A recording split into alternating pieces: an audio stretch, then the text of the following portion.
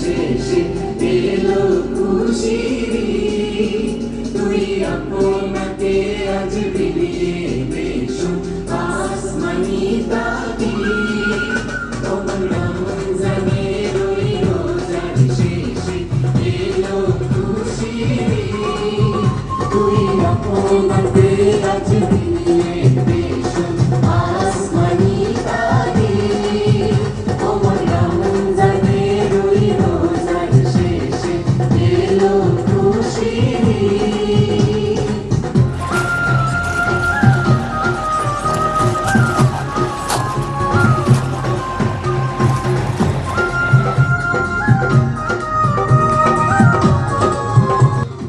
আসসালামু আলাইকুম এভরিওয়ান, আশা করছি সবাই আলহামদুলিল্লাহ ভালো আছেন। সবাইকে জানাচ্ছি ঈদ মোবারক।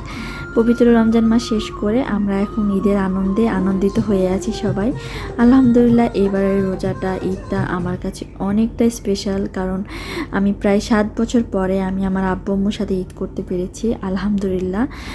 এর আগের বার যখন করেছিলাম তখন 4.5 বছর ছিল, আর এইবার হচ্ছে 7 বছর পর আমি আমার আব্বু আম্মুর সাথে এইবার ঈদ করতেছি। যদিও এই পুরাটা ক্রেডিট আমার ছেলেকে দিতে হয়। আমার ছেলে আমার আব্বু আম্মু যখন যেতে চায় তো ও কান্নাকাটি শুরু করে দেয়।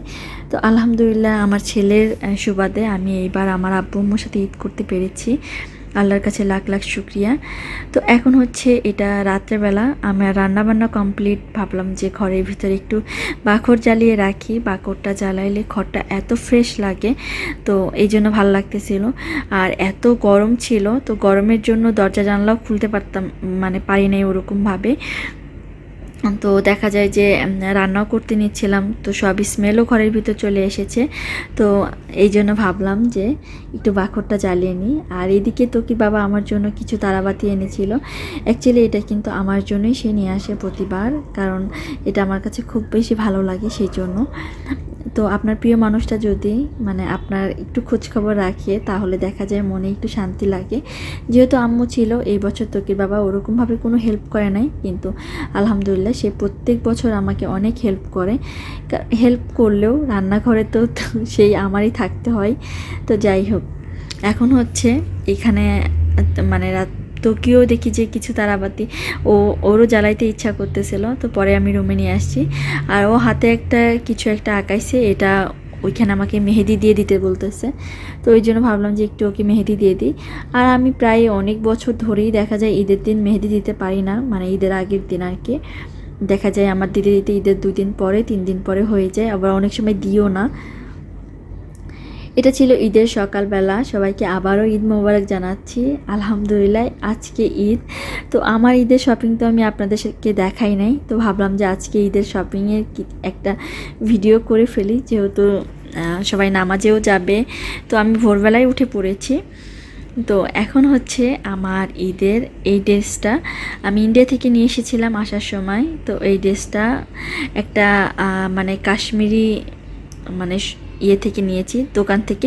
যেহেতু দার্জিলিং ছিল, দার্জিলিং কিন্তু ওভাবে বড় বড় শপিং মল আমার চোখে পড়ে নাই, চক মার্কেট এগুলা, বাট এগুলাতে না অনেক হাঁটতে হয় আর অনেক বাঁচতে হয়, তো ওই জন্য আমার ওখানে যাওয়া হয় নাই। দার্জিলিং মলের আশেপাশে যে ছোট ছোট শপগুলো, ছোট ছোট না বেশ বড় বড়ই শপগুলো আছে, দোকানগুলা, সেইখান থেকে হচ্ছে আমি এই কাশ্মীরি ড্রেসটা নিয়েছিলাম। আর এই ড্রেসটা আমি নিয়েছিলাম হচ্ছে 12 থেকে। তো এবার আমার অনেকগুলো ড্রেস হয়েছে, যেহেতু আমার আব্বু আম্মু আসছে আর অনেকগুলো টাকাও জমছে আমার কাছে আলহামদুলিল্লাহ। তো যাই হোক, আর এদিকে এই ড্রেসটা হোয়াইট কালারের যে ড্রেসটা, এটা আমি আজকে পরবো। আর এই যে এটা কি ম্যাজেন্টা বা কি কালার বলে, এই টাইপের একটা কালার, ম্যাজেন্টা কালার টাইপের। তো এই ড্রেসটা ছিল একটা গাউন, এটা আমি আপনাদেরকে দেখাবো ইনশাআল্লাহ খুব শীঘ্রই। আর এই তো এখানে ছিল হচ্ছে আমার এই জুতাটা অনেক দিন ধরেই আমার আড়ং থেকে কেনার শখ ছিল। আমার নর্মাল পায়ের সাইজ যেটা 37, 38 লাগে, বাট আড়ংয়ের এই জুতাটার সাইজ কোনোভাবেই আমার হচ্ছিল না, কারণ আড়ংয়ের সাইজটা আমার 36 এই জুতাটা আর কি হইলো। আর এই ব্যাগটা কিনেছিলাম আরকে টাওয়ার থেকে। ব্যাগটার প্রাইস কত? ব্যাগটার প্রাইস থাক, জিজ্ঞেস করলে তারপরে বলবো। ব্যাগটা খুবই সুন্দর, আর এটার মধ্যে একটা খুব সুন্দর পার্স আছে ছোট। আর এই হোয়াইট কালারের ড্রেসটা আমি পরবো আজকে। আর এখন হচ্ছে আব্বু, তোকির বাবা, তোহা সবাই নামাজ পড়তে যাচ্ছে। আর তোকি আমি চেয়েছিলাম আব্বুর আর তোহার পাঞ্জাবিটা একই নেই, পরে ভাবলাম যে থাক, আব্বুর আর বাবার পাঞ্জাবিটা আমি সেম নিয়েছি, আর তোহার পাঞ্জাবিটা একটু মানে অন্য কালার নিয়েছি।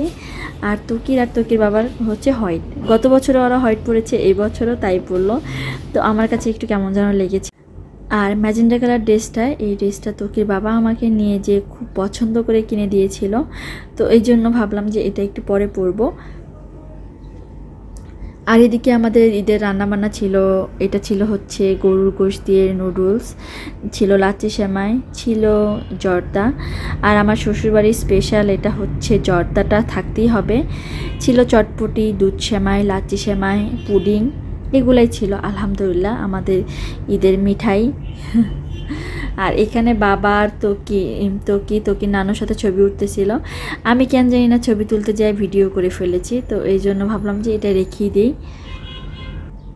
অ্যাকচুয়ালি ওনারা কিন্তু জানতেছে যে আমি ওনাদের ছবি তুলতেছি। আসলে আমি ছবি তুলতেই গিয়েছিলাম, অটোমেটিক ভিডিওটা অন হয়ে গিয়েছে, তো আমি আর পরে লোকটা সামলাতে পারলাম না, ভাবলাম যে একটুখানি ভিডিও করে ফেলি। তো এটা ছিল হচ্ছে আমার জাদুর বাক্স। তো এই বাক্সটা হচ্ছে এখন বের করতেছি। এটা আমার ঈদের দিন রেখে দিয়েছিলাম গুছিয়ে, তো তারপরে হচ্ছে বের করেছি আজকে। তো এটা ঈদের 2 দিন পরে আমি হাত ভরে মেহেদি দিয়েছিলাম। আলহামদুলিল্লাহ খুব সুন্দর হয়েছিল, আমার কাছে ভালো লেগেছে। তো এখন হচ্ছে এই পার্সটা খুলতেছি। তো এটা ছিল হচ্ছে আমার ঈদ সালামি, আলহামদুলিল্লাহ অনেকগুলা। আর এখানে তোকিরও আছে, আমার শুধু একার না, কারণ আর যেহেতু এবার আব্বু আম্মু আছে, এই জন্য সালামির ভাতটা আমাদের একটু বেশি হয়েছে আলহামদুলিল্লাহ। এই তো।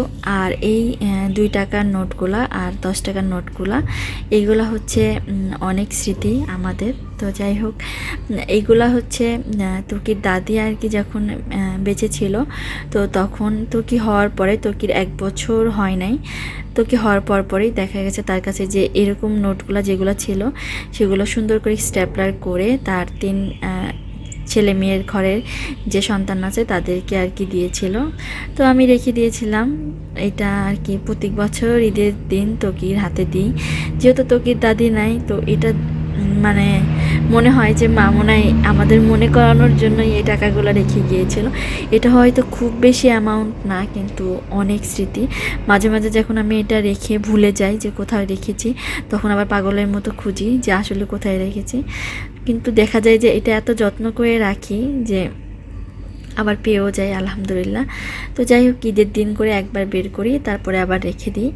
আর এখানে ছিল হচ্ছে কিছু নোট, তো এগুলা বাবা ছিল, আব্বু আম্মু ছিল, এবার আলহামদুলিল্লাহ তোকির আমার মিলে এগুলা এবার আলহামদুলিল্লাহ অনেক বড়লোক হয়ে গিয়েছি। তো যাই হোক, এখন হচ্ছে এগুলা গুছিয়ে রেখে দিচ্ছি। হয়তো এখানে অনেক বেশি অ্যামাউন্ট না আলহামদুলিল্লাহ, বাট যা আছে আমার কাছে অনেক। তো ওই সালামিগুলো আমি গুছিয়ে রেখে দিব, হয়তো কোনো কিছু পাইলে কিনে ফেলবো, আর নয়তো রেখেই দিব। যাই হোক, ঈদ শেষে কেমন যেন নিজেদেরকে খুব বড়লোক ফিল হয়। ঈদের আগে যদি এই সালামিগুলো পেতাম তাহলে হয়তো বা আরও কিছু জিনিস কিনে ফেলতাম। তো যাই হোক, তো আমার সালামের টাকাটা আমি গুছিয়ে রেখে দিয়েছি। দেন তারপরে এখন হচ্ছে আমি দুপুরের খাবার দিয়ে দিব। আর আলহামদুলিল্লাহ বাবাও এখানেই আছে। আর এখানে আমি আবার মাংস, দেন তারপরে হচ্ছে কাবাব, এটা দুপুরের খাবার রেডি করতেছিলাম। আর ঈদের যে ড্রেসটা আমি পরেছিলাম সেই ড্রেসটা চেঞ্জ করে আর একটা ড্রেস পরেছি, যেটা আমি দার্জিলিং থেকে নিয়ে এসেছিলাম সেই ড্রেসটা। আর ঈদের দিন বাসায় থাকি আর বাইরে থাকি, যেখানেই থাকি নতুন ড্রেস পরতেই হবে। ইভেন বিকেলের ঘুমটা নতুন ড্রেস পরেই দিব ইনশাল্লাহ। তো যাই হোক, এই যে এখানে হচ্ছে পোলাওয়ের উপর দিয়ে একটু বেরেস্তা দিয়ে দিচ্ছি। এখানে ছিল কাবাব, ছিল রোস্ট, আলহামদুলিল্লাহ সবগুলো খাবারই খুব মজা হয়েছিল।